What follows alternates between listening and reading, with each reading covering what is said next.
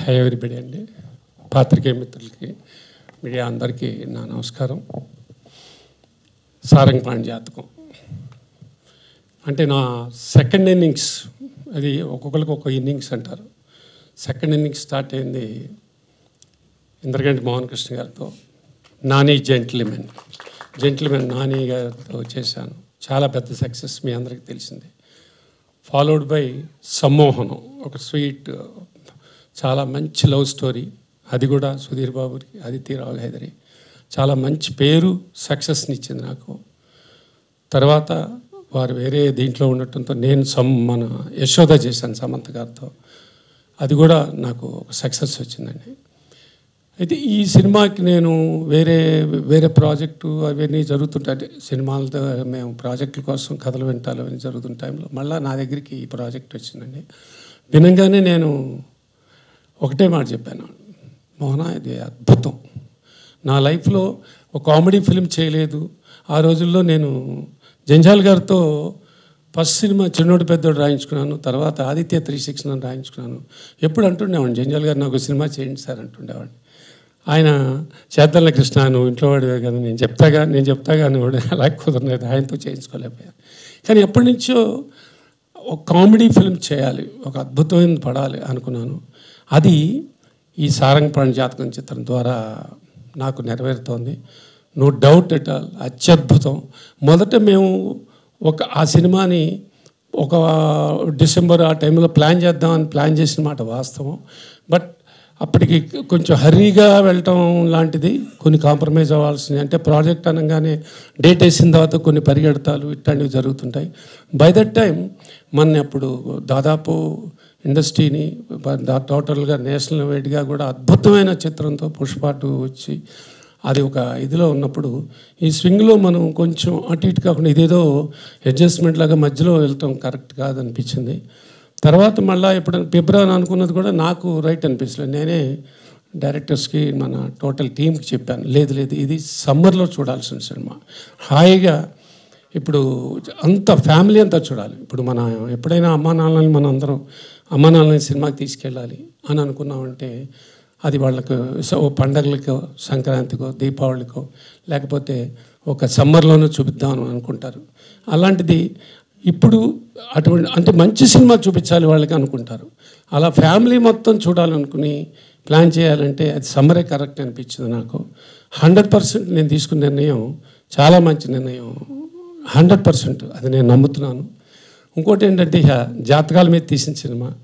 నేను భగవంతుడిని, జాతకాన్ని చాలా బాగా నమ్ముతానండి. నాకు ఎందుకు నమ్ముతానంటే ఒక స్లాక్ పీరియడ్, ఒక బ్యాడ్ పీరియడ్ ఉన్నప్పుడు ఇన్నేళ్ళేనయ్యా నీకు తప్పదు అని నాకు కొంతమంది చెప్పారండి. అది ఇదేంటయ్యా ఇన్నాళ్ళు ఎలా ట్రావెల్ అవ్వాలి అంటే అవతల వాడిని ఎంకరేజ్మెంట్, నీ కర్మ అయ్యా ఇంకా 5-6 ఏళ్ళు ఇలా ఉండాల్సిందే, ఏం చేయమంటారంటే ఏదో ఒకటి చేసుకుంటూ ఉండు అని అన్నారు. మరి నా పరిస్థితి ఏంటి అని అడిగా. అద్భుతంగా ఉంటావా 2015 నుంచి, తిరుగుండదు నీకు అన్నారు. ఆ అద్భుతం జెంటిల్మెన్ రూపంలో జరిగింది, సమ్మోహనం జరిగింది, ఫాలోడ్ బై యశోదలో జరిగింది. యశోద అనేది ఒక కాంట్రావర్షియల్ స్క్రిప్ట్ అని చాలామంది నన్ను డిస్కరేజ్ చేశారు. మొండితో వెళ్ళాను. నా హీరోయిన్ సమంత గారిని నమ్మింది, సక్సెస్ అయింది. ఈ సినిమా ఈ కథ విన్న తర్వాత నేను అద్భుతం కొడుతున్నాను నేను అంతే అన్నా. ఈ మార్కెటింగ్లు, ఈ మార్కెట్లో పరిస్థితులు, ఈ ఫ్లక్చుయేషన్స్ అది పెద్దవాళ్ళకి చిన్నవాళ్ళకి అందరికీ ఉన్నాయి, రకరకాలైనవి ఉంటుంటాయి. నమ్మకమే మనల్ని నడిపిస్తుంది. అదే నమ్ముతున్నాను నేను. అందులో ఇప్పుడు మీరు జాతకాల గురించి మాట్లాడుతున్నారు. ఇప్పుడు ఈ మధ్యకాలంలో ఒక ట్రావెల్ మనకి ప్రతి దానికి ఒక అర్థం ఉంటుంది, అది మనం గమనించాలి.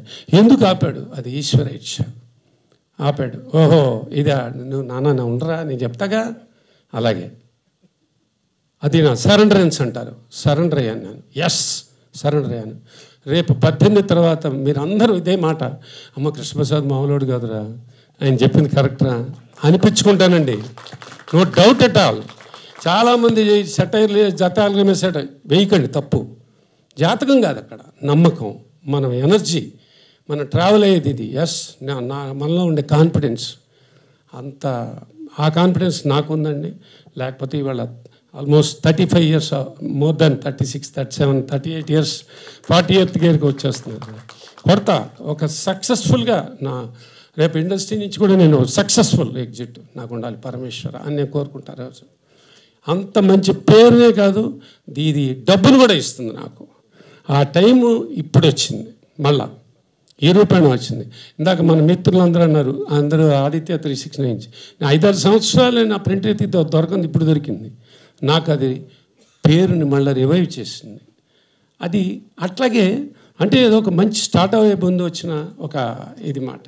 కాబట్టి నేను నమ్ముతున్నాను, పరిపూర్ణంగా నమ్ముతున్నాను. అంటే కష్టపడేవాడికి జాతకాలను నమ్ము కూర్చోకూడదు. అది ఒక చక్కటి మెసేజ్. ఓన్లీ జాతకాన్ని నమ్ముకుని ఇంకా మనం ఏం పని చేయక్కలేదు, ఇంట్లో కూర్చుంటే లేదు. కృష్ణ భగవానుడు చెప్పినట్టు రే నీ పని నువ్వు చేయరా, పైనుంచి ఏం చేయాలి నాకు తెలుసు అని చెప్పలే ఆయన. అదే చేయాలి, కష్టపడాలి, కష్టపడి పని చేయాలి. ఒక గోల్ పెట్టుకోవాలి, మనిషి పెట్టుకుందాం. ఆ గోలు నేను అప్పుడప్పుడు నిరుత్సాహపడుతూ మళ్ళీ ఉత్సాహపడుతూ అలాంటి అన్నీ చూసిన వాడిని నేను. కానీ ఇప్పుడు ఈ కథ విన్నప్పటి నుంచి ఆహా ఎటువంటి సినిమా చేశాను అన్న చూసుకున్న తర్వాత ఇంకా తృప్తి పొందింది నాకు. ఎస్ అని చెప్పాను, we are going to hit the bull అని. సో 100% ఆ 18th ఈ మాట నిజం అవుతుంది నాకు తెలుసండి.